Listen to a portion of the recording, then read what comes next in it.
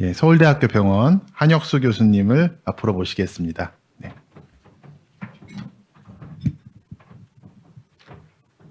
네, 안녕하십니까. 네, 이렇게 좋은 자리에서 이렇게 성과 교류 발표회를 열어주신 여러 가지 사업단 및 관계자 여러분께 감사드립니다. 저는 서울대학교 정형외과에서 무릎 관절을 전공하고 있고 이번에 그 중증 관절염 치료법 결정의 환자 중심성 강화를 위한 환자 의사 공유 의사 결정의 모형 개발 및 실증 연구를 맡고 있는 한혁수라고 합니다. 네. 그 다음과 같은 순서로 말씀드리고자 합니다. 슬관절염에 대해서 이렇게 여기 모르시는 분은 별로 없으실 거라고 생각이 됩니다. 우리나라의 고령 인구가 이제 굉장히 증가하고 있고 또한 우리 슬관절염의 그 유병률이 전체 인구의 약 15%에 달하고 앞으로 점차 늘 거라고 생각이 됩니다. 또한 이제 수술 건수로만 봐도 이런 중증 슬관절염에서 시행할 수 있는 여러 가지 치료법 중 하나인 인공관절 치환술이 연 10만 건 이상이 시행되고 있어서 우리나라에서 가장 많이 시행되고 있는 수술 중 하나인. 하지만 이러한 그 슬관절염은 단순한 그 모든 환자가 동일한 코스를 어떤 질병 경과를 겪지 않는 굉장히 다양한 경과를 겪고 그래서 최근에는 이제 여러 가지 페노타입 이 슬관절염도 하나의 페노타입이 아니라 굉장히 다양한 페노타입을 가지고 있고 따라서 그 페노타입의 적절한 시기별 치료가 다 다르다고 알려져 있고 그 찾으려는 노력들을 최근에 많이 시도하고 있습니다. 따라서 이게 특정 질병, 다른 질병처럼 아주 뚜렷한 치료 가이드라인을 만들기가 굉장히 어렵고 그렇기 때문에 더더욱 이러한 그 의사와 또 환자 간의 이런 의사결정이 굉장히 어렵고 또한 그 환자 중심성이 더 필요한 분야라고 생각이 됩니다.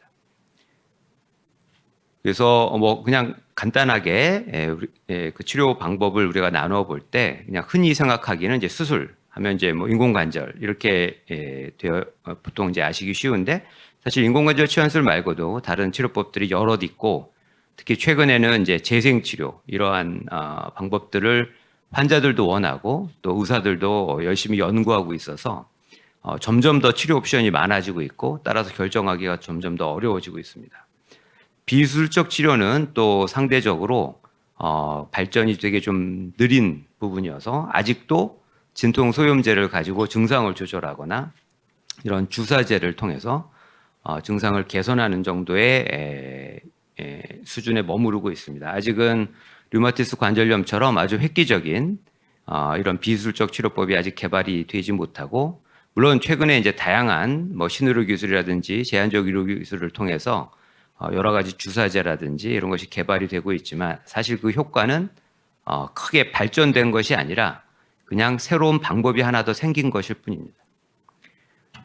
그래서 이러한 그 아까 말씀드린 것처럼 페노타입이 다르고 개인별로 겪는 질병의 그 경과가 다르고 또 이러한 각 치료법의 효과 또한 매우 달라서 이러한 그 모든 환자에게 1기면은 비수술적 치료를 2기, 4기면 수술적 치료를 이런 식으로 단순화하기 어려운 것이 중증 슬관절염의 치료 방법입니다. 그럼에도 불구하고 여전히 이러한 그 치료법의 어떤 결정 과정에 있어서 단순히 환자들도 4기면 수술해야 된다.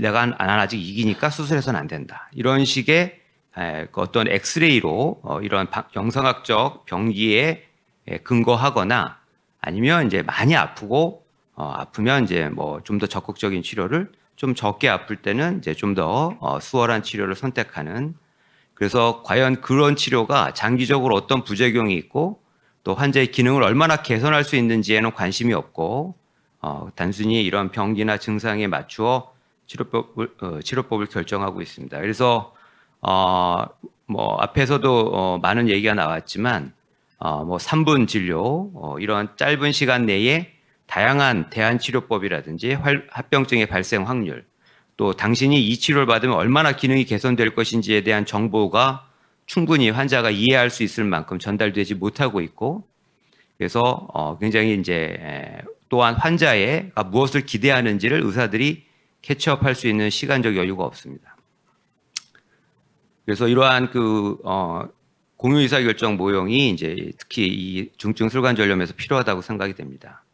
그래서 우리가 근거 중심은 이미 뭐 많이 우리가 시행하고 있는 것 같지만 실제로 제가 관심이 있었고 이 과제를 하기 전부터 당신이 수술을 받으면 이 수술은 몇 퍼센트의 환자가 좋아진다. 그것은 그 사람에 대한 예측 확률이 아니죠. 전체 인구 집단, 이 질환 집단의 치료 결과이지 이 사람이 80%가 좋아진다는 뜻이 아닙니다. 그래서 저는 보다 더 그 개인별 어떤 효과에 대한 또한 부작용이 발생할 확률에 대해서 관심이 있었고 이런 쪽에 연구를 하고 있었고 그래서 이러한 근거를 환자한테 알려주어야 되고 환자들도 그런 걸 궁금해합니다. 뭐 전체가 몇 퍼센트인지 중요하지 않고 내가 몇 퍼센트의 확률로 좋아지느냐, 내가 몇 퍼센트의 확률로 부작용이 발생할 수 있느냐를 궁금해합니다. 또한 그동안 아까 앞서 말씀드린 것처럼 환자가 무엇을 원하고 어떤 가치를 우선시하고 있고 환자의 여러 가지 정신적 혹은 환경적 가족의 서포트라든지 이런 것에 대해서 외래에서 이런 결정 과정에서 크게 얘기하지 않고 상의하고 와라 라는 식으로 이제 그것을 이제 떠맡기는 이제 그런 환자의 가치를 이렇게 포함하지 못하는 의사결정이 그동안 시행이 되어 왔습니다. 외국 뭐 선진국이라고 우리나라도 뭐 이제 선진국이라고 할 수 있지만 다른 나라들 좀 더 앞서 있는 나라들에서 실제 영국이라든지 미국에서 이러한 술관절염의 환자를 대상으로 한 의사결정 지원 도구가 찾아보면 개발이 되어 있지만 아주 단순합니다. 영국 같은 경우는 당신이 수술하게 되면 마찬가지로 몇 퍼센트 기능이 개선이 되고 재수술 확률은 얼마고 사망률은 얼마다. 그 이상의 정보가 제공이 되지 않고 또한 미국 같은 경우도 앞에 이제 여러 가지 그런 말씀을 주셨지만 실제로 이런 생명이 직결되는 분야에 국한되어 있지 우리 정형외과 이런 삶의 질이나 기능에 초점을 맞춘 질환에서는 사실은 크게 개발된 바가 없습니다. 또한 이러한 시스템들은 우리나라에 그대로 도입해 와봤자 지금과 같은 우리나라 의료 환경에서 적용이 될 수가 없습니다. 3분 안에 환자를 보고 치료에 대한 정보를 제공하고 결정을 해야 되는 과정에서 이런 외국 시스템을 가져와서는 전혀 적용을 할 수 없겠죠. 그래서 이런 한국 현실에 맞고 그러한 이제 모형의 개발이 필요하다고 생각이 됩니다. 그래서 저희 과제의 저희의 목표는 이러한 모형 개발을 통해서 결국엔 중증 관절염 환자의 건강과 삶의 질을 개선하고 특히 의료의 환자 중심성을 강화하는 데 초점을 두고자 있습니다. 그래서 1단계인 1차 년도와 2차 년도에는 여러 가지 근거, 이 근거는 임상적 근거뿐만이 아니고 환자들의 가치에 대한 근거, 또한 이를 이용해서 1차적인 모형화를 이제 수행했고 2단계에 만약에 가게 된다면 이를 이제 임상 적용하고 타당화해서 실제로 현실화하는 단계를 진행하고자 합니다. 그래서 저희 과제는 크게 3개의 팀으로 구성이 되어 있습니다. 그래서 5개의 대학병원이 포함된 병원 임상팀이 있고 그 다음에 아까 말씀드린 대로 결국에는 이 과제 여러분들이 뭐 딱 제목을 들으셔도 알겠지만 앞에 다른 과제와 좀 다르게 저희는 결국엔 모두 다 고령입니다. 그래서 이렇게 작은 글씨로 무슨 브로셔를 만들어서는 전혀 가독성도 없고 환자들의 이해를 돕기가 어렵고 또한 고령이다 보니까 보호자들이 거의 따라오는 일이 대부분이고 보호자들을 또 이해시켜야 되는 그런 문제들.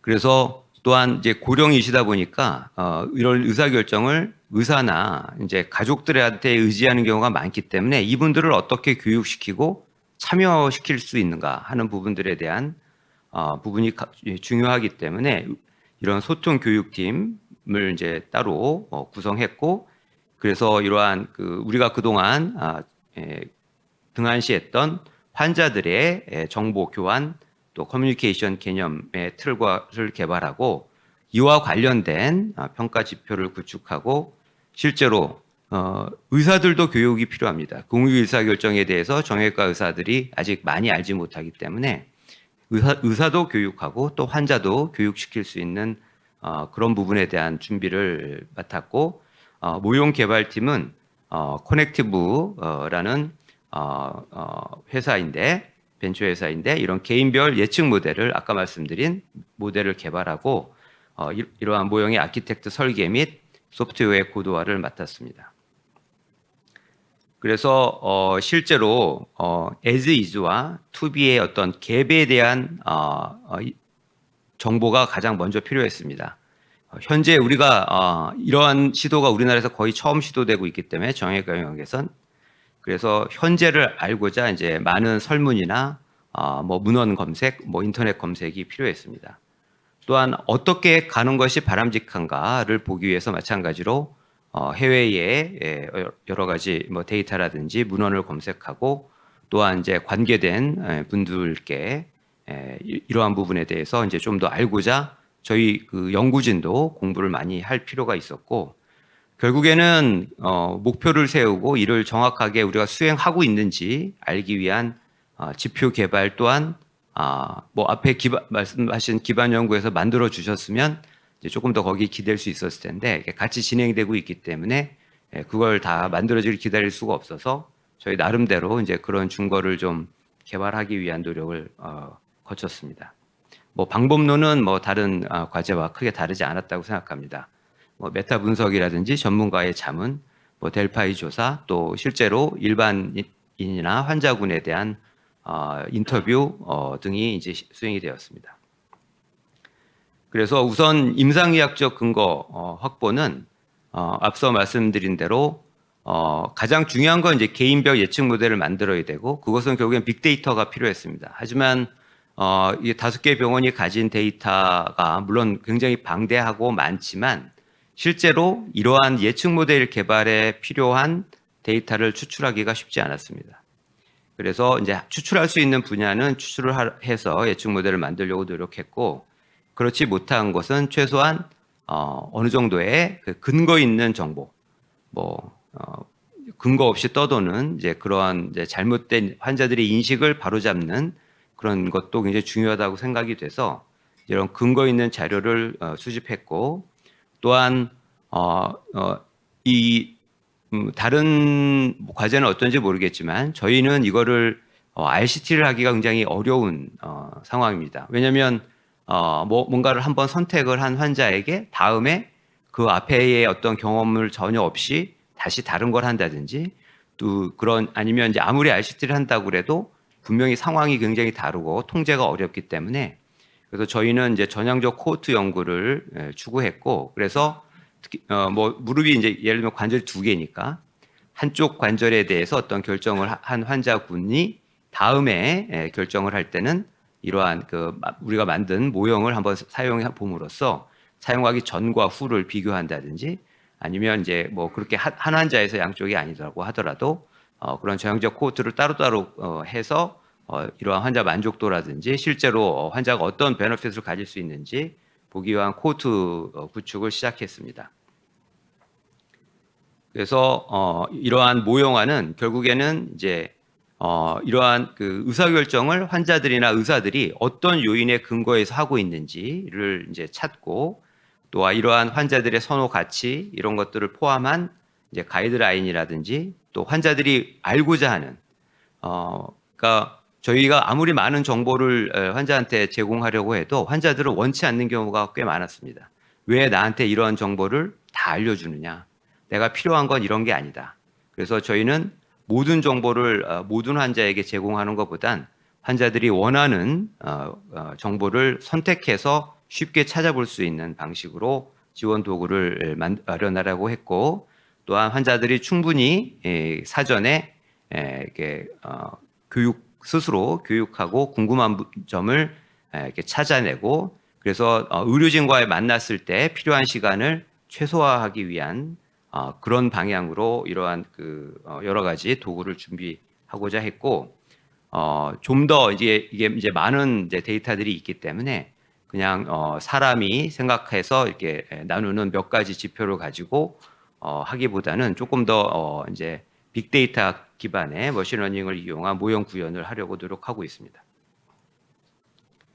그래서 연구 내용으로 보면 가장 첫 번째, 대체 의사들은 저처럼 이제 많은 환자를 보는 의사들은 환자는 대략 이럴 거야라는 이제 선입견을 사실 갖고 있습니다. 그래서 좀 더 그런 선입견을 깨고자 일반인들이 어떤 정보를 이런 슬관절염에 대해서 알고자 하는지 보기 위해서 여러 가지 인터넷 검색이라든지 이런 방법을 통해서 환자들이 궁금해하는 부분을 이제 추리고 어떤 정보를 탐색하고 있는지 알고자 했습니다.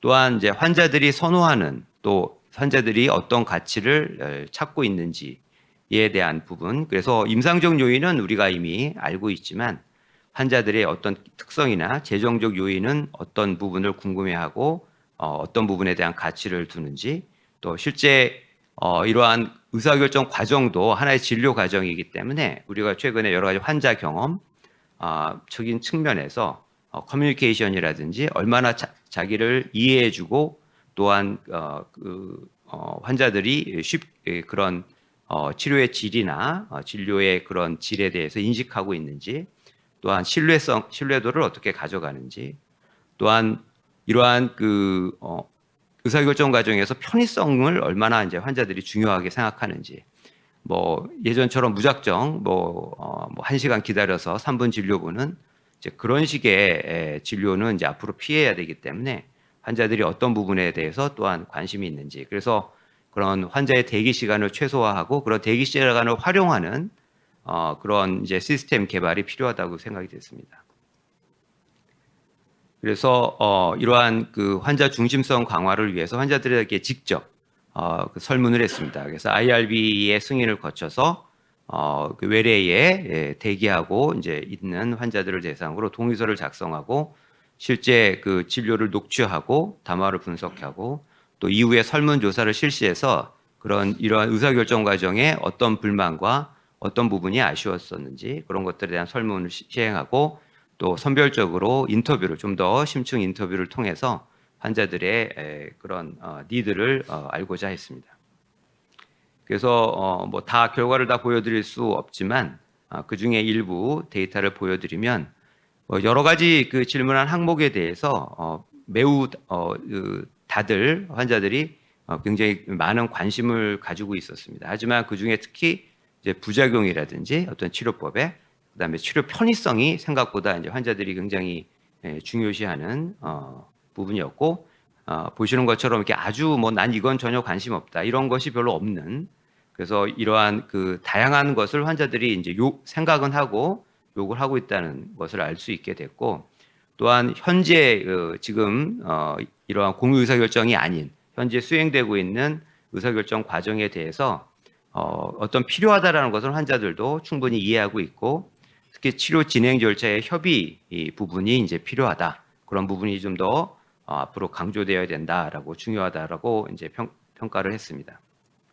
하지만 다양한 치료법을 오히려 제시해주거나 아니면 각 치료법의 장단점을 자세하게 설명해 주는 것은 오히려 상대적으로 이렇게 크게 환자들이 중요하게 생각하지 않는 그런 설문 결과를 얻었습니다. 그 다음에 이제 이러한 환자 인터뷰에서 의사결정 주체에 대한 이제 부분이 있었습니다.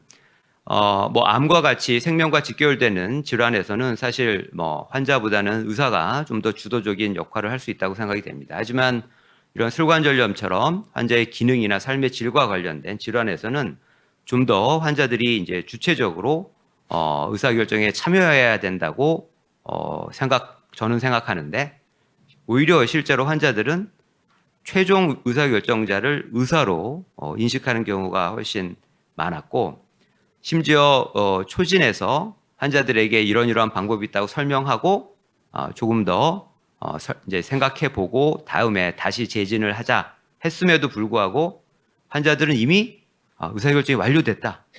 의사가 이렇게 하라고 한 것 같다. 이미 정했다.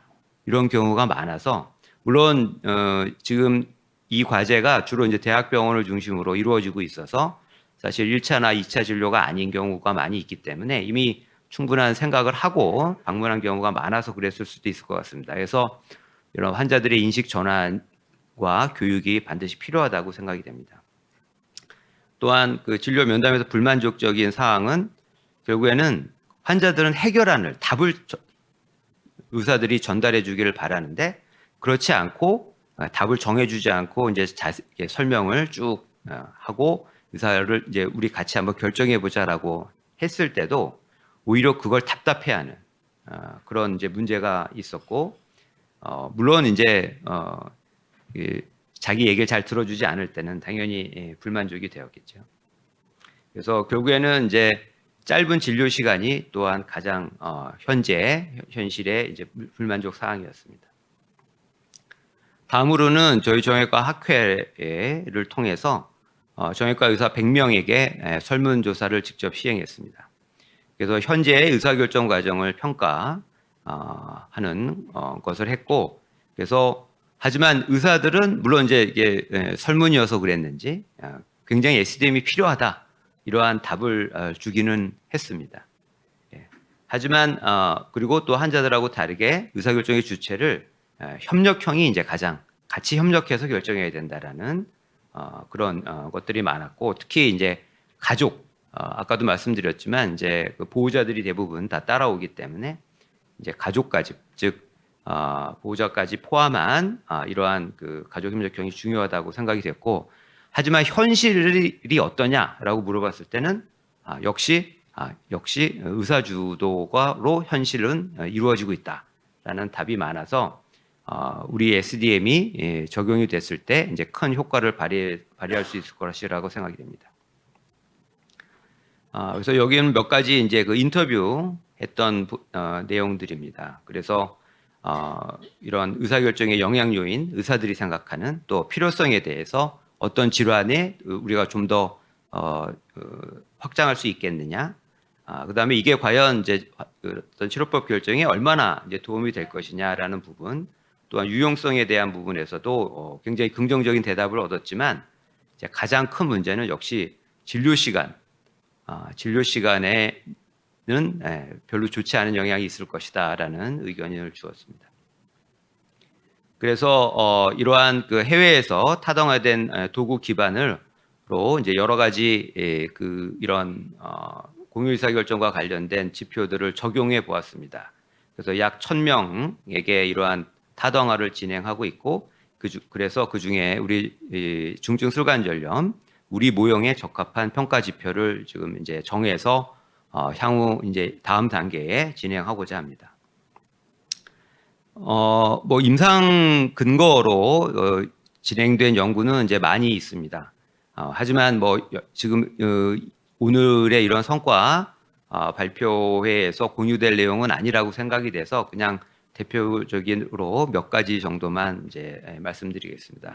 이러한 그 비술적 치료, 우리가 이제 수술에만 이제 초점을 맞추기가 쉽지만 비술적 치료로 어떤 것들이 실제로 호전을 기대할 수 있고 또 그 호전을 기대할 수 있는 시간은 어느 정도인지, 그래서 여기 보시면 보통 3개월에서 6개월은 여러 가지 비술적 치료법이 다 효과가 있지만 중기 12개월까지 효과가 가는 것은 생각보다 거의 방법이 없습니다. 그래서 이런 정보들을 환자들한테 이제 잘 전달해야 되겠고, 특히 이러한 비술적 치료가 효과가 없었을 때 그러면 대체 비용 효과적으로 분석했을 때 그래도 어느 정도는 한번 그래도 끌고 나가 볼 만하고 그 이후에는 더 이상 끌고 나가는 것이 이러한 비용 효과적으로 안 좋을지, 그래서 대략 한 1년이 임계값이었습니다. 그래서 효과가 없는 환자에게 1년 이상 비술적 치료를 진행하는 것은 전혀 비용 효과적으로도 좋은 결과를 얻지 못한다라는 결과를 얻었습니다.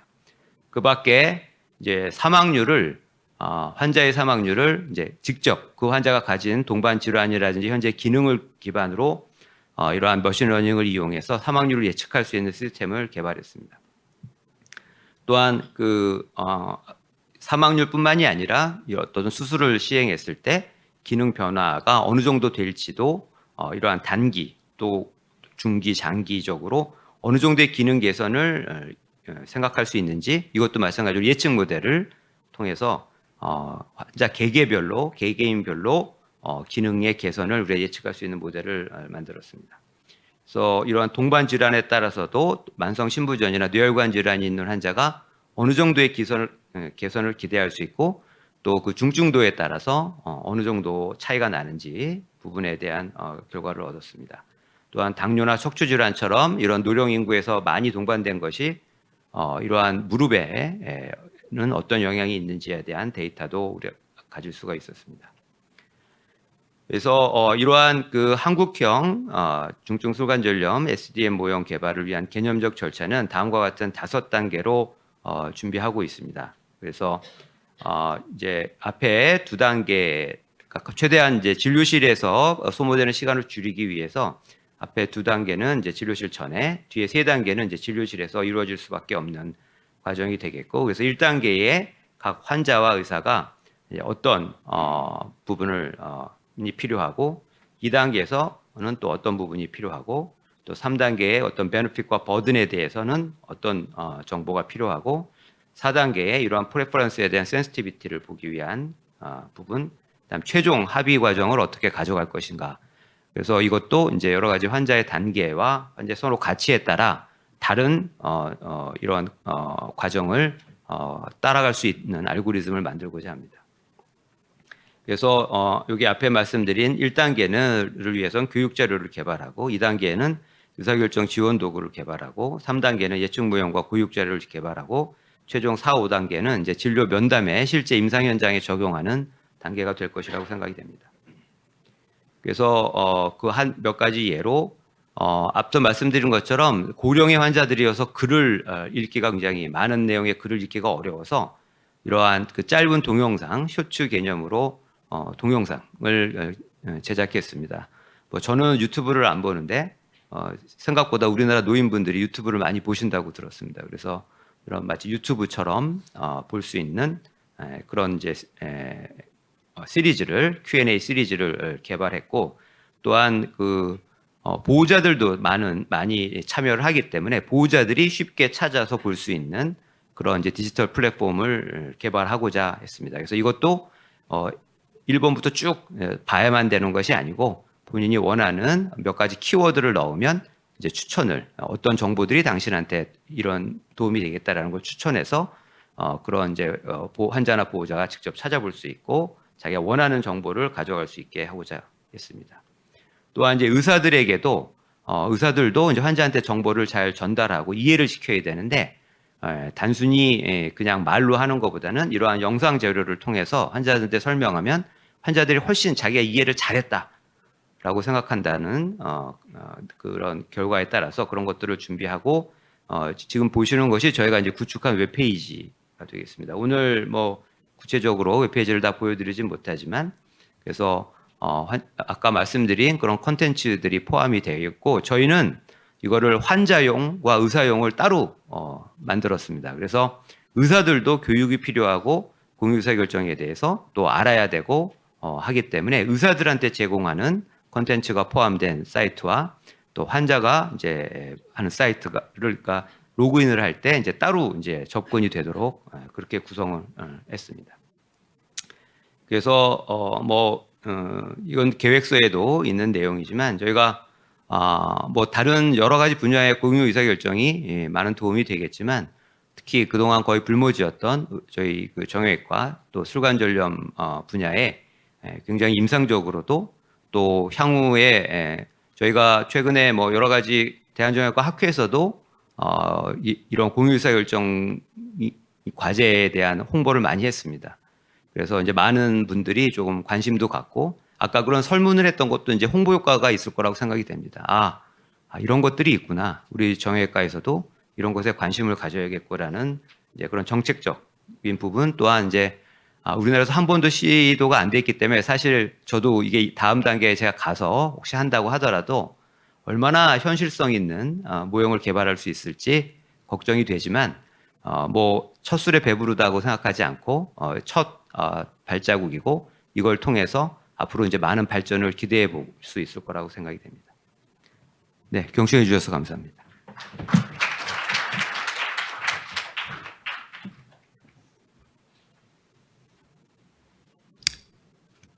네, 감사합니다. 예. 두 번째 순서로 치주질환 공유의사 결정에 대해서 연세대학교 이중석 교수님께서 발표해 주시겠습니다. 네, 안녕하세요. 예, 방금 소개를 받은 연세대학교 치과대학의 치주과학교실의 이중석이라고 합니다. 우선 그 많은 분들 모셔서 이렇게 제가 자리를 발표하는 자리를 갖게 돼서 영광스럽게 생각합니다. 우선 오늘 뭐 발표를 쭉 들으셨고 앞으로 계속 들으시겠지만 사실 뭐 이과의 여러 가지 중증의 여러 가지 질환에서 저희가 공유 의사 결정이 굉장히 많이 필요하다고 저 발표를 들으면서 많이 절감을 했습니다. 근데 지금 보시기에 저희 제목을 보시면 아시겠지만 치주 질환 이완된 치아에서의 치료 계획 수립을 위한 공유 의사 결정 이렇게 되어 있습니다. 보시면 저희는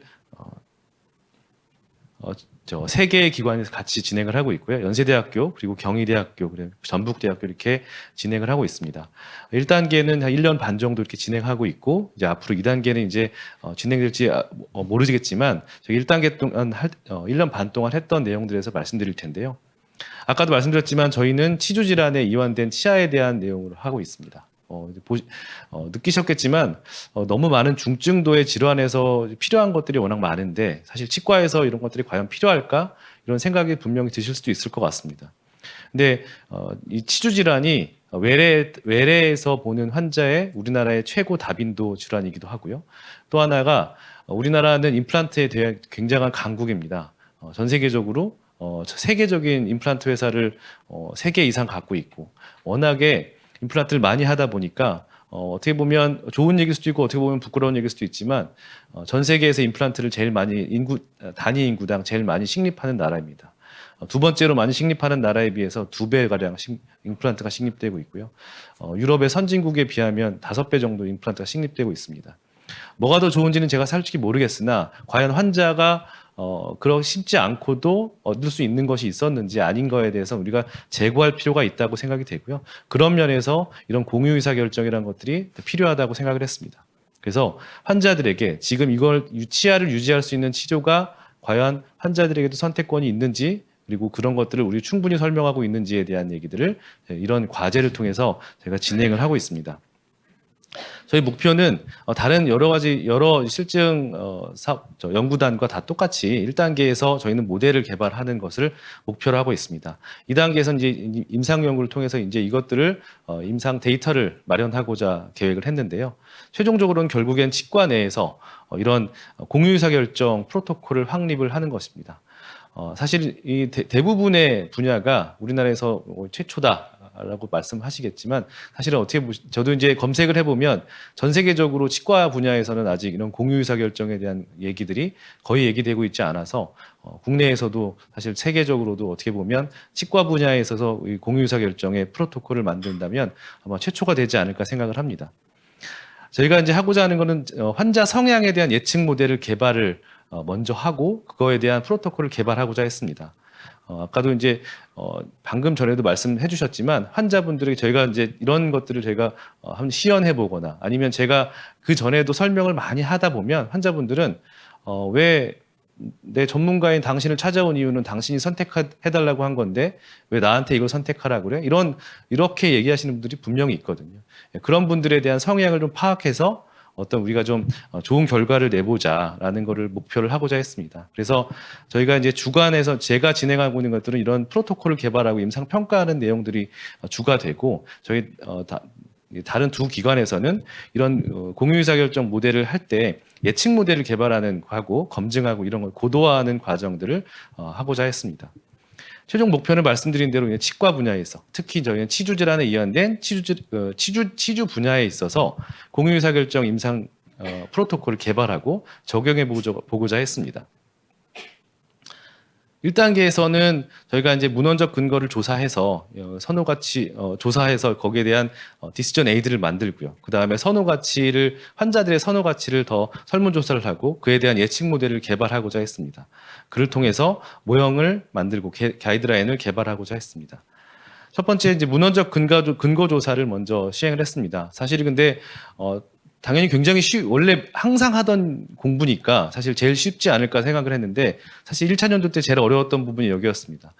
아무리 찾아봐도 이것들이 과연 환자에게 제공할 자료가 맞나라는 생각이 들었습니다. 왜냐하면 우리가 지금까지 했던 문헌 고찰들이 대부분은 의사 관점에서 아웃컴을 보거나 비교를 하는 것들이 많았습니다. 이게 과연 환자에게 어떤 관점에서 설명할 때 모델이 되는 자료인가? 라는 그런 고민들이 대부분 많았습니다. 그래서 저희는 이것들을 먼저 주제를 가려내는 것들을 조금 시간이 많이 허비했던 것 같습니다. 그래서 저희가 보시면은 뭐 부착소실, 치아 흔들림 이렇게 보시면 그냥 보시면 이해되시는 것도 있지만 이해 안 되시는 부분도 있을 겁니다. 그러나 환자 관점에서 어떤 부분이 조금 더 와닿을 수 있는 부분인가, 그리고 우리가 치료하는 관점에서도 그런 부분이 의미가 있는 부분인가, 주제를 좀 가려내는데 신경을 썼습니다. 그렇다고 너무 많은 주제를 잡아버리고 잡게 되면 임상에서 사실 활용할 수 없는 게 되기 때문에 제일 큰 주제로 4가지 주제를 먼저 잡고 그에 대한 이제 환자에 대한 정보를 저희는 카드뉴스 형식으로 만들었습니다. 그래서 한 주제당 짧게는 2개 정도, 아니면 많으면 5개 정도가 카드뉴스 형식으로 이루어지게 만들었습니다. 이렇게 하고자 했던 이유는 다른 연구단과 마찬가지로 저희는 이제 웹 기반으로 이제 이거를 구현을 하려고 했었고요. 또한 웹이 전혀 작동되지 않는 곳에서는 팸플릿으로 쉽게 만들 수 있는 형식으로 만들고자 이렇게 4가지 주제에 대해서 몇 종류의 카드뉴스들을 개발을 했습니다. 또한 환자 관점에서 저희가 치의학적인 관점에서 얻어야 될 그런 근거 외에도 환자의 선호 가치에 따라서 달라질 수 있는 부분이 있었습니다. 뭐 어떤 단단한 걸 씹기 좋아하는 분도 있고 그렇지 않은 분도 있고요. 어떤 부분은 심미적인 걸 굉장히 중요하게 생각하는 분도 있고 아닌 분도 있고, 또한 치과적으로 보면 보험이 안 되는 부분이 많기 때문에 비용적인 부분도 굉장히 환자들이 따져야 될 부분이었기 때문에 그 환자의 선호 가치에 대한 내용 중에 과학적 근거들이 어떤 게 나와 있는지를 찾아보고 그거에 대한 카드뉴스 형식으로 또 자료를 만들었습니다. 선호 가치에 대한 내용은 내원 간격이라든지 치과에 얼마나 자주 와야 되고 이런 바쁜 현대인들이 얼마나 자주 오라 그러면 자주 올 수 못하는 환자분들도 있기 때문에 내원 간격, 그리고 좀 불확실한 치료인지 확실한 치료인지, 그리고 저작에 대한 내용, 심미적인 내용, 그다음에 비용적인 내용, 이런 것들을 나눠서 논문이 나오는 것들을 근거를 모아서 자료를 만들었습니다. 환자들의 이제 선호 가치를 저희가 수집을 이제 1차적으로 진행을 했고요. 이를 이용해서 예측 모델을 만들고자 진행했습니다. 그리고 그를 기반으로 저희가 예측 모델을 만들었는데 그 자료들을 먼저 보여드리면 먼저 96명으로 1차적으로는 96명을 대상으로 저희가 진행했던 결과들을 보면 보시면 이쪽에서 보시는 것처럼 환자들이 자기 주도가 강한 사람과 의사가 그냥 결정해줬으면 좋겠다 양극단에 분명히 사람들이 존재합니다. 그런데 애매모호하다고 생각할 수 있지만 같이 결정했으면 좋겠다라고 하는 분들이 더 많았습니다. 그런데 이것과 달리 한쪽으로 치우쳐져 있는 게 있는데 이건 정보 요구도입니다. 내가 설령 의사가 다 결정했으면 좋겠다라고 하는 사람들조차도 정보는 나는 충분히 받았으면 좋겠다고 대부분 얘기하더라는 겁니다. 그래서 저희가 처음에 생각할 때는 의사가 다 결정해 줬으면 좋겠다라고 하는 분은 좀 효율적으로 돌아가기 위해서 정보를 좀 조금만 줘도 되는 프로토콜을 만들고자 했는데, 사실상 환자들은 그런 사람이라 하더라도 정보는 충분히 받았으면 좋겠다라는 게 대부분 환자들의 생각이었습니다. 또 하나는 저희가 이제 후회도를 조사했습니다. 치료가 다 끝난 사람들에 대해서 제가 그 치료 결과에 대한 후회를 보면 사람들이 자기 스스로 이제 그 의사가 아예 결정해줬다고 이제 인식하고 있는 환자와 아니면 주로 내가 결정했다고 인식하는 환자, 이걸 비교해 보면 같이 결정했다고 생각하는 환자들이 만족도가 높았습니다. 후회도가 더 떨어지게 되는 거죠. 결국엔 같이 결정하는 이런 공유의사 결정의 프로토콜이 사실상 환자들도 원하고 있었던 게 아닌가라는 생각이 들었던 그런 데이터였습니다. 저희가 예측 모델을 만들고 검증하기 위해서 또 다시 비슷한 설문들을 조사했었는데요. 지금 현재 진행 중인데 현재 데이터가 모인 거는 150명 정도 되는 데이터인데요. 비슷한 결과를 보이고 있습니다. 의사결정 선호도는 뭐 연령 분포에 따라서는 조금씩 다르지만 중간으로 모이는 양상을 보이고 있고, 정보 요구도 또한 한쪽으로 정보는 대부분 요구하는 방향으로 데이터를 저희가 보이고 있습니다. 근데 이제 제가 고도화할 때는 이 환자들에 대해서 원래 성향이 어떤지를 좀 알고자 해서 일반적인 질문을 했습니다. 저희가 이제 결정장애를 파악할 때 설문하는 조사들이 몇 개 있더라고요. 뭐 음식을 고를 때 어떤 메뉴를 고르시는지, 옷을 고를 때 누가 결정을 내가 하는지 아니면 남이 해주는지, 아니면 약속 장소를 친구와 약속 장소를 잡을 때 남이 하는지 친구가 하는지 내가 하는지, 아주 중요한 결정으로는 내 진로에 대해서는 내가 결정하는지 아니면 남의 조언을 더 많이 듣는지 이런 것들을 같이 조사해 보면 사실 이 같은 사람들임에도 불구하고 자기가 결정하는 요소가 원래 일반적인 이 이슈에 있어서는 자기가 결정하는 게 굉장히 높은 사람임에도 불구하고 의료에 대한 의사결정은 중간 부분이 훨씬 더 많다라는 걸 분명히 확인하실 수가 있습니다. 그래서 이 환자들이 의료 결정에 있어서는 전문가의 참여를 굉장히 많이 참여를 요구하고 있다는 것도 인식할 수 있었습니다. 이런 것들을 통해서 저희가 환자의 선호도를 개발을 해서 효율화하고자 예측 모델을 개발을 했고요. 아직은 고도화하고 계속 하고 있고 이 고도화하는 부분은 아마도 계속 100%가 되기는 어려울 것 같습니다. 계속 고도화하고 더 100%를 맞춰야 되기 때문에 맞춰 나가고 있습니다. 이런 데이터를 기반으로 해서 저희가 현재 77% 예측 정확도를 만드는 예측 모델을 만들었고요. 머신러닝의 이제 기술을 기반으로 해서 다음과 같은 내용을 이제 최근에 논문에 발표한 바가 있습니다. 이에 따라서 저희가 가이드라인을 개발하고자 지금 이제 2차 연도에 노력을 하고 있습니다. 일단 1차 연도 때 마지막으로 마무리했던 게 의사결정 지원 도구를 개발하고자 했고요. 이런 것들은 IPDAS의 스탠다드 기준으로 해서 저희가 만들었고, 또 하나는 오타와 대학병원에 있는 이제 체크리스트를 많이 좀 참고를 했습니다. 그래서 저희는 시스템 자체가 이제 뒤에도 나오겠지만 3단계로 하려고 했습니다. 이제 초이스톡, 그 초이스톡 부분은 이제 당신에게 의사결정권이 있다라는 걸 전달하는 것은 첫 번째로는 치과 의사가 해야 된다고 생각했습니다. 그리고 어떤 옵션이 있는지 말해주는 그 초이스톡까지는 치과 의사가 진행을 하는 쪽으로 목표를 진행했고요. 그래서 그 부분에 대한 짧게 정리할 수 있는 부분을 이렇게 항목을 만들었고요. 이외에는 환자들이 쭉 정리할 수 있게 만들었습니다. 환자에 대한 이제 선호 가치나 이런 것들을 판단하기 위해서 만들었습니다. 다음은 저희가 이제 2차 연도 때 진행한 내용들인데요. 공유의사결정 가이드라인을 개발하고 웹페이지를 구축하고 그다음에 프로토콜을 확립을 한 다음에 선호가치 설문조사를 또 더 진행했습니다. 저희가 이제 진행하고자 했던 거는 프로토콜 만드는 것 외에도 이거를 활성화하기 위해서는 아까 계속 얘기가 나왔지만 환자에게도 계속 교육이 필요하고 참여하고 하는 치과 의료진에게도 이런 교육이 필요하다고 생각을 해서 이런 것들을 프로그램을 개발하고 이렇게 저희가 뭐 12월 14일에는 이런 프로그램도 만들었는데요. 치과 의사들이 아직까지 더 등록을 하겠지만 약 한 50여 명 정도 벌써 등록을 했습니다. 그래서 저희가 만든 프로토콜을 치과 의사들에게 가르치고자 하는 워크숍을 진행할 예정입니다. 일단 아까 말씀 주셨던 대로 글보다는 영상이 요즘 사람들에게 더 효율적이기 때문에 이런 정보들을 주기 위한 영상을 만들고 저희 웹페이지와 유튜브 채널에서 같이 실을 수 있게 영상을 만들었고요. 공유의사결정이 치과적으로 얼마나 필요하고 어떤 건지 대한 설명을 하고 있습니다. 그다음에 치아를 유지하기 위한 치료 방법에 대한 내용들도 아주 개괄적인 영상을 만들었고요. 이 치아를 빼고 임플란트 하는 것도 또한 장점이 있고 단점이 있기 때문에 이런 것에 대한 전반적인 내용을 얘기하고자 했습니다. 저희가 그 다음에 저희가 했던 게 선호 조사를 다시 했습니다. 치과 의사와 그 해당하는 치과 의사의 그 환자들을 대상으로 설문 조사를 했는데 인식 조사를 먼저 해봐야 다음에 2단계로 넘어갔을 때 그 결과를 다시 재평가할 수 있기 때문에 이 내용을 조사했던 결과가 다음과 같습니다.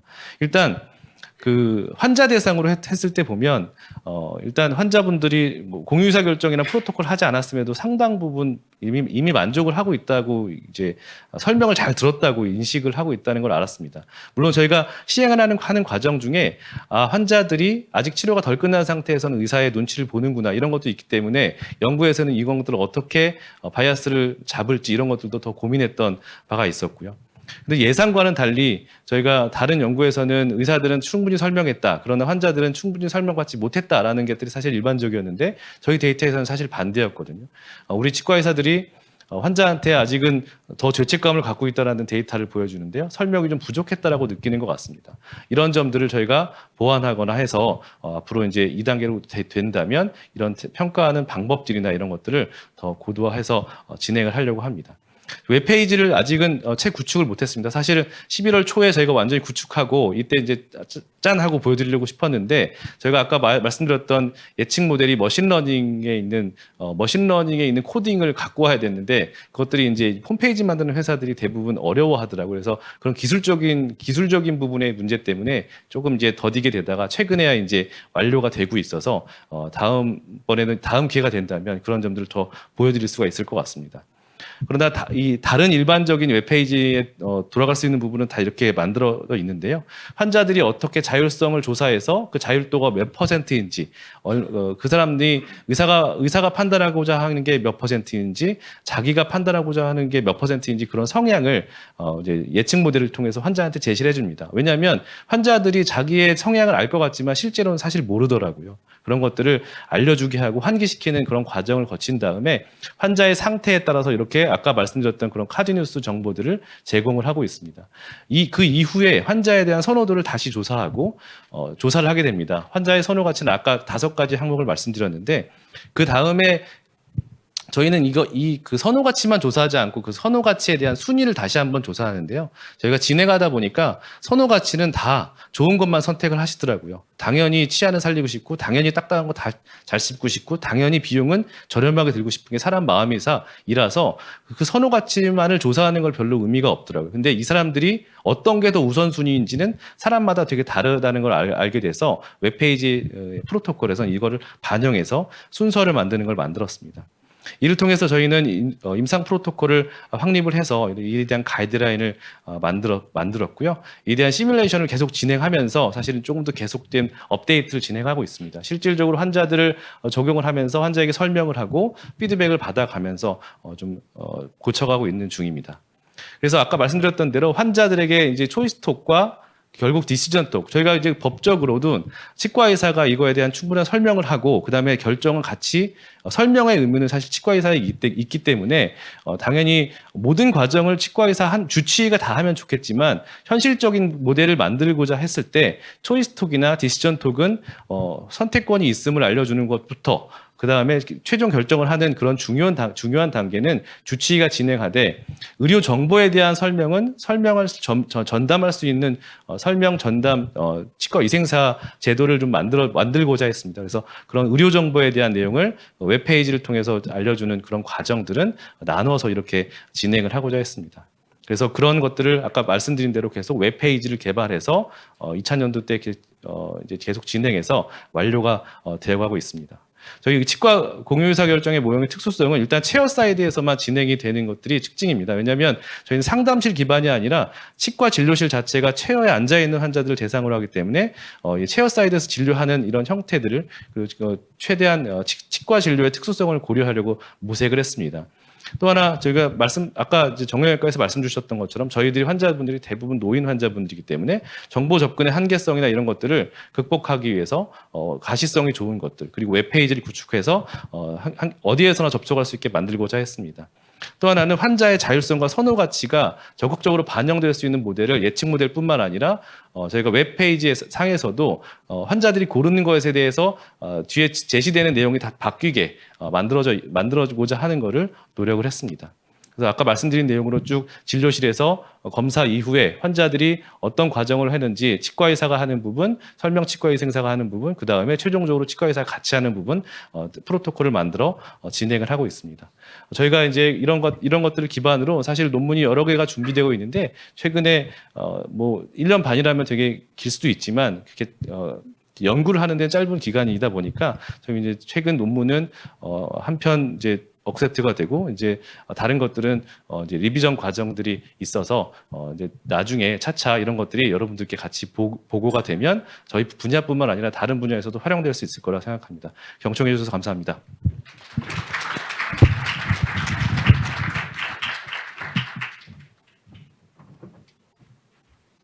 네, 교수님 발표 감사합니다. 예, 다음으로 바로 이어서 ADPKD 환자의 공유의사결정에 대하여 서울대학교 병원 김영철 교수님께서 발표해 주시겠습니다. 네, 소개 말씀 감사드립니다. 서울대학교 병원 신장내과 김영철입니다. 작년 7월인가에 저희가 과제 심사를 받았었는데 그때 과제가 선정되기 위해서 열심히 뭐 다양한 피력들을 했었었는데 이제 1년 6개월 정도 지나서 벌써 이제 성과 교류의 시간이 온 것이 참 감개무량하고 그때 이제 이렇게 여러 가지 제가 약속 아닌 약속하고 공약도 하고 막 했었었는데 그래도 어느 정도 저희가 좀 달성을 한 것 같아서 저희 팀이 좀 열심히 했구나 좀 그렇게 좀 피력을 또 한번 드리겠습니다. 그래서 이렇게 기회를 주신 사업단 여러분들께 감사드리고 저희가 1년 반 동안 준비한 것들을 좀 발표해 보도록 하겠습니다. 먼저 이제 AD, PKD가 사실은 희귀 난치 질환입니다. 그래서 오늘 이제 말씀 주신 여러 이제 팀들은 굉장히 흔하고 중요하고 사회적으로 임팩트가 있는 질환이라서 사실은 제가 심사 받을 때도 희귀 난치 질환에도 기회를 달라. 저희가 SDM이 굉장히 필요한 질환이다. 이제 그렇게 말씀드렸었는데요. 앞에 질환에 대해서 좀 설명을 드리겠습니다. 제목이 사실 제가 봐도 눈에 안 들어오고 그렇기는 한데 뭔가 많은 걸 하기 위해서 제목도 좀 길어졌다. 이렇게 좀 이해해 주시면 좋을 것 같습니다. AD, PKD는 말은 좀 어렵습니다. Autosomal Dominant Polycystic Kidney Disease. 그래서 콩팥에 물혹이 생기는 유전 질환입니다.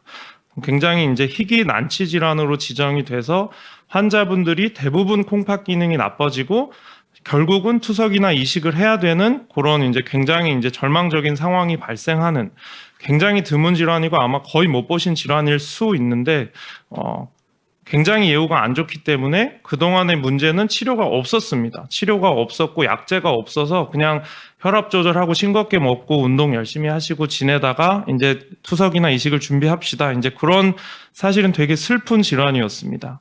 이제 이게 정면에서 보는 CT이고 요게 이제 정상 콩팥입니다. 정상 콩팥은 성인 주먹만 해서 이제 비교하려고 이렇게 보여드리는 건데 200cc 정도 됩니다. 부피가.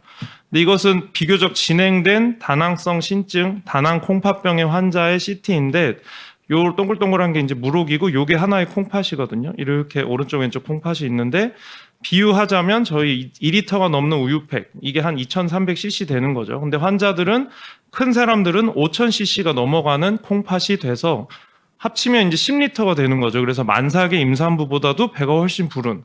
근데 이게 콩팥만 커지는 병이 아니라 이 사람은 사실 간이 정상인데 간도 콩팥보다 더 커지는 분도 있어서 정말 보면은 정말 배가 터질 것 같은 그런 분들이 왕왕 있습니다. 그래서 그렇게 돼서 투석을 하고 사회적으로 뭐 이렇게 격리가 되고 근데 중요한 것은 이게 오토소멀 도미넌트로 유전이 되기 때문에 부모가 자식한테 이제 물려주는 그래서 굉장히 부모들이 죄책감을 갖는 그리고 일을 할 수 없기 때문에 경제적으로도 힘들고 투석하면 또 그 자체로도 큐어율이 떨어지는 사실 굉장히 힘든 질환입니다. 그래서 얼마 전에 그렇게 드라마에서도 소재가 될 정도로 사실은 굉장히 이제 도움이 필요한 그런 치료입니다. 말기 콩팥병, 콩팥이 나빠지는 질환은 이 질환 자체는 굉장히 흔합니다. 말기 콩팥병은 전 인구 대비 10명 중에 1명이기 때문에 이제 중요한 것은 사회 경제적인 비용이 굉장히 많이 든다. 의료비 자체가 말기 콩팥병 자체가 2조가 넘기 때문에 단일 질환으로 거의 최대 의료 비용을 쓰고 있고 아까 의료 비용이 중요하다고 말씀하셨는데 이 중에 다낭 콩팥병은 흔하지는 않지만 대부분 다 이식이나 투석이 필요하기 때문에 그리고 이 의료 비용은 대부분 이식하고 투석할 때 발생하기 때문에 이 환자들을 어쨌든 잘 발견해서 치료해서 투석이나 이식이 미뤄진다면 의료비 절감이 굉장히 임팩트가 있는 그래서 아까 SDM 해서 의료비 절감이 되느냐에 대한 설왕설래가 있다고 하셨지만 이 질환에 한해서는 의료비 절감이 굉장히 효과가 있을 것이다라고 예상할 수 있습니다. 이게 콩팥이 무조건 다 커지진 않고 대부분 커지는데 콩팥이 커지지 않는 요 AB 단계는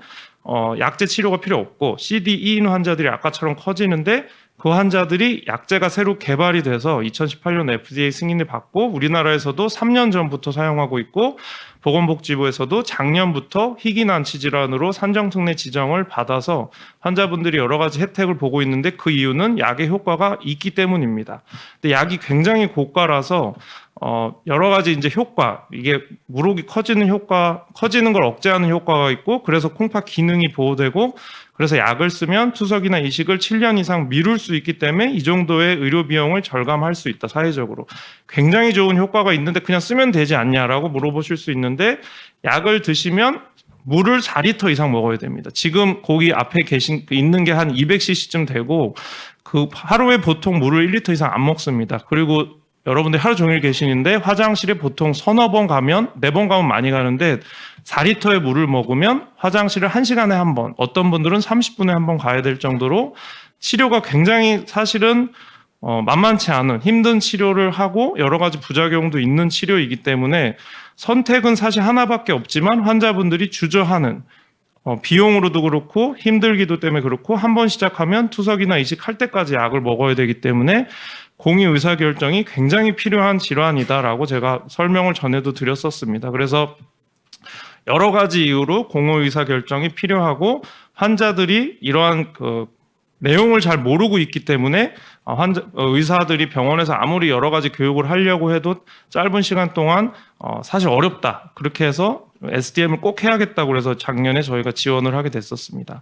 내용은 거의 비슷한데 저희가 이게 SDM은 사실은 뭐 QOL 이런 거는 당연히 좋게 나오거든요. 설문조사하면. 제가 전에 혈액투석, 복막투석 SDM도 해봐서 아는데 사실은 뭐 당연히 좋게 나옵니다. 설문조사는. 그래서 아웃컴을 우리는 클리니컬 아웃컴까지 보겠다고 해서 팔로우업을 1년을 해야 되고 RCT 팔로우업을 1년을 하려면 3, 4차년도에 해서는 분명히 시간이 모자랄 거기 때문에 2차년도부터 우리는 시작하겠다고 제가 작년에 심사 받을 때도 말씀드렸고 뒤에 말씀드리겠지만 시작을 이미 했습니다. 저희가 9개 병원에 참여를 하고 있고 희귀 난치 질환이기 때문에 무조건 큰 병원에서 많이 보지 않습니다. ADPKD로 유명한 교수님들이 있고 각 지역에 저희가 많이 보시는 선생님들하고 이미 오래전부터 뭐 유전체 질환 연구 등등을 하고 있어서 팀이 잘 꾸려져 있기 때문에 9개 팀이 저희가 계속 오랫동안 같이 연구한 팀이 있어서 그 팀이 참여하고 준비를 하고 있습니다. 1차년도부터 간단히 말씀드리겠습니다. 그래서 사실은 포맷은 팀들마다 거의 비슷한 것 같아서 저희가 어쨌든 SDM의 과학적 근거를 마련해서 모형을 개발하고 실증 연구를 해야 된다. 여러 가지 이제 문헌 고찰을 했고 저희도 ADPKD 보시는 의사 선생님 6명, 그 다음에 실제로 치료하고 있는 환자를 1대1 심층 뭐 30분 이상 해서 저희가 뭐 여러 가지를 이제 했는데 결국 환자들이 궁금해하는 건 정보가 부족하다. 공부하고 싶어도 희귀 질환이기 때문에 정보가 없다. 부작용이 약이 있는데 그걸 대비하고 싶은데 정보가 없다. 효과를 어쨌든 약을 먹으면 효과를 봐야 되는데 어떻게 효과를 측정하는지 의사 선생님 잘 설명해 주지 않는다. 이런 여러 가지 이제 니즈를 저희가 갖고 이제 공의 의사결정 프로토콜을 만들었고요. 뭐 이런 가이드라인 준수하도록 돼 있기 때문에 당연히 이런 것들을 다 그거를 해서 공의 의사결정 모형을 만들었습니다. 이게 좀 복잡해 보일 수 있는데 이제 외래 와서 의사가 환자한테 공의 의사결정 하실래요 물어보고 한다고 하면 옆방에 가서 여러 가지 교육을 받고 연구에 참여하고 저희가 사실은 이 환자들은 55세 이하에서만 약을 쓰도록 권장되고 있어서 20세부터 55세거든요. 비교적 젊은 사람들이라서 모든 것들 디지털화 하겠다. 다 핸드폰에 집어넣어서 교육자료, 뭐 설문조사 다 핸드폰으로 하겠다. 제가 이렇게 말씀드렸는데 저희가 그래서 어플리케이션을 개발했습니다. 그래서 옆방에 가서 어플리케이션에 설명 듣고 거기서 PDA도 다 핸드폰으로 하고 설문조사도 다 핸드폰으로 하고 다시 의사 선생님 방에 와서 이 약물 치료를 할 거냐 말 거냐 한다고 하면 그날부터 시작하고 아니면은 그 어플리케이션에 깔린 여러 가지 교육 자료들을 뭐 외래에서도 볼 수도 있고 차 안에서도 볼 수 있고 집에 가서도 볼 수 있고 다양한 교육 자료를 반복적으로 공부한 다음에 다음 외래에 와서 다시 SDM을 하면서 약을 먹을지 치료를 시작할지를 결정하는 그런 프로토콜을 개발했습니다.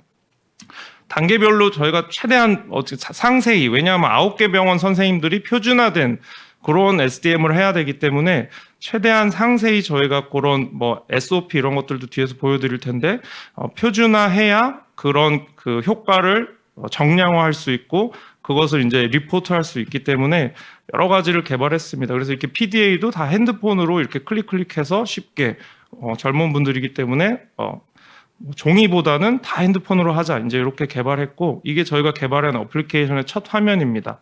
이 PKD가 그 질환 다낭성 신증이고 매일매일 핸드폰 어플리케이션에 들어가서 교육받고 체크하자고 해서 저희가 PK 데일리로 상표 출연까지 했습니다. 그래서 여기 보면 혈압, 그다음에 수분 섭취, 화장실 어떻게 가는지, 그다음에 최근에 내 콩팥 기능, 그다음에 이제 CT를 찍도록 돼 있는데 그 CT에서 콩팥 크기가 중요하거든요. 토탈 키드니 볼륨을 저희가 AI 알고리즘으로 실제 아까 5000cc, 뭐 2500cc 그거를 재는데 핸드폰에 들어가면 내가 최근에 찍은 CT를 그 AI 리컨스트럭션 한 것을 이미지를 여기 안에 넣었습니다. 그래서 내 콩팥 크기가 어떻게 생겼는지, 크기가 어떻게 변하는지까지 볼 수 있게 했고 그런 것들을 이렇게 그 수행 안내서까지 자세히 개발을 했고요.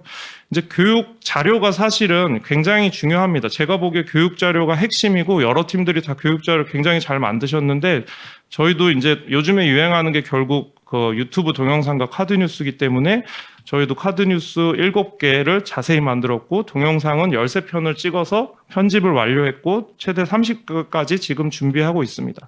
그래도 이제 뭔가 이렇게 이북이 있기는 있어야겠다. 그래서 종이로도 만들었는데 이렇게 요게 이제 이북이거든요. 여기 클릭하면 그 목차로 넘어가서 핸드폰에서 다 볼 수 있게 하고 확대도 할 수 있게 해서 열심히 준비했는데 이거를 100장을 만들었습니다. 그래서 하여튼 백과사전식으로 발췌할 수 있게 볼 수 있게 하는 이북하고 여러 가지 교육 자료를 만들어서 어플리케이션 안에 다 집어넣습니다.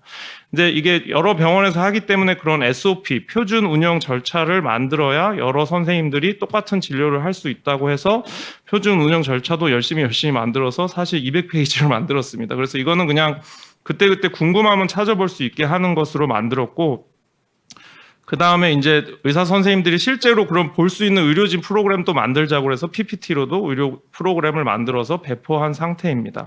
결국은 RCT를 하는 게 중요하죠. 그래서 RCT를 하는데 아까 말씀드린 뭐 만족도, 수능도, 삶의 질 당연히 해야죠. 당연히 해야 되는데 약을 SDM 한 사람들이 더 많이 선택하고 컴플라이언스 좋아질 거기 때문에 약을 많이 선택하는지도 보고 실제로 아까 말씀드린 콩팥 크기가 커지는 속도가 느려지는지 콩팥 기능이 보호되는지까지 보는 그런 임상 아웃컴을 프라이머리 아웃컴으로 잡아서 RCT를 계획하였고 결국에는 이 SDM 프로토콜을 이 RCT가 끝난 다음에 실제로 모든 환자들에게 사용할 수 있는지가 관건이기 때문에 이런 그 프로토콜이 사용성, 수용성 이런 것들을 연구가 끝난 이후에 의료진 인터뷰를 통해서 이거를 정말 우리가 앞으로 계속 사용할 수 있을지를 평가하는 그래서 임상적인 것과 사용성을 다 보는 하이브리드 RCT를 계획해서 진행하고 있습니다. 그래서 이렇게 프로토콜을 만들었고 9개 병원에서 이미 IRB를 다 득해서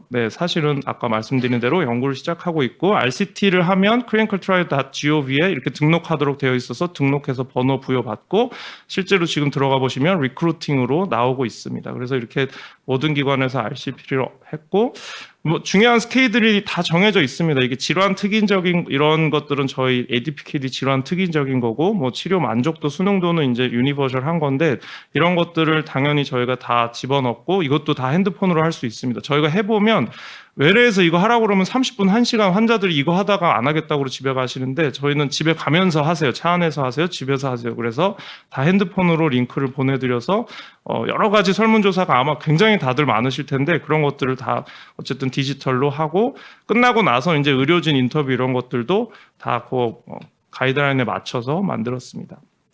그래서 2000년도에 올해 초반기에 저희가 IRB를 다 심사한 다음에 파일럿 스터디를 그래도 해야겠다고 해서 파일럿 스터디를 하고 실증 임상시험까지 개시한 상태고 파일럿 스터디 할 때도 이런 수행 지침, 뭐 체크리스트 다 만들어서 뭐 많이는 안 했습니다. 5명 파일럿 스터디 하고 이런 것들을 다 이제 피드백을 받아서 최종 그 공유 의사결정 프로토콜을 확립을 해서 사실은 저희가 9월부터 시작하려고 했었는데 조금 늦어져서 10월부터 RCT를 시작했고 일단은 제가 있는 서울대병원에서 우선 시작했고요. 이게 희귀질환에서 전국에 8,000명이 있습니다. 환자가. 근데 감사하게도 제 외래에 1,500명 정도가 굉장히 많은 분들이 다니고 있어서 저부터 일단은 시작을 했고 이번 주까지 등록해서 지금 20명 정도 등록했고 올해 1월까지 한 50명 정도를 등록할 예정이고 1월부터는 9개 기관 다 같이 시작할 예정입니다. 물론 저희가 2단계로 넘어갈지는 아직 모르지만 하여튼 이렇게 저희가 이게 공약한 바였었거든요. 이렇게 미리 시작해서 4차년도 끝날 때 모든 것들이 잘 타임라인대로 종료될 수 있게 하겠다고 공약했던 거라서 하여튼 저희가 지키고 있습니다.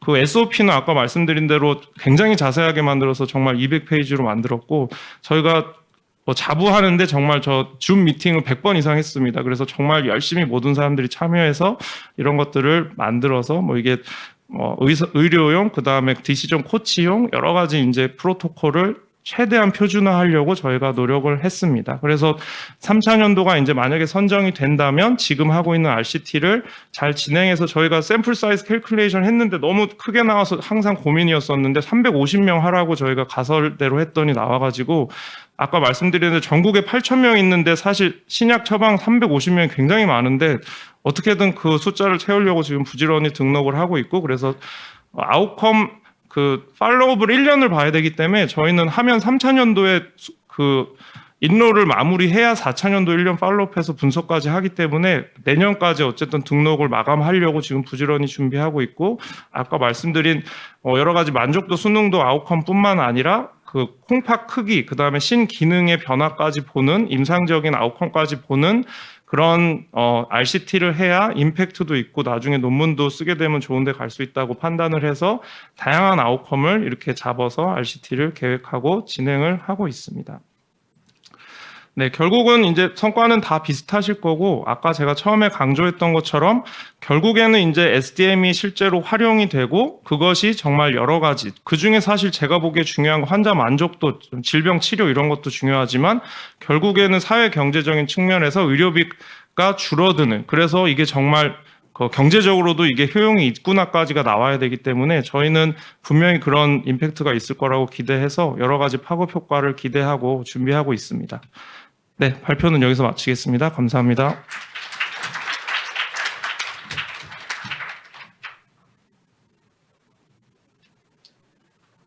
네, 김영철 교수님 발표 감사합니다. 이렇게 2부 순서가 마무리되고요. 잠시 커피 브레이크를 하고 이제 3부 들어가도록 하겠습니다. 살짝 저희 일정이 늦어져서 저희 일단 그래도 50분에 예정대로 일단 시작하도록 하겠습니다.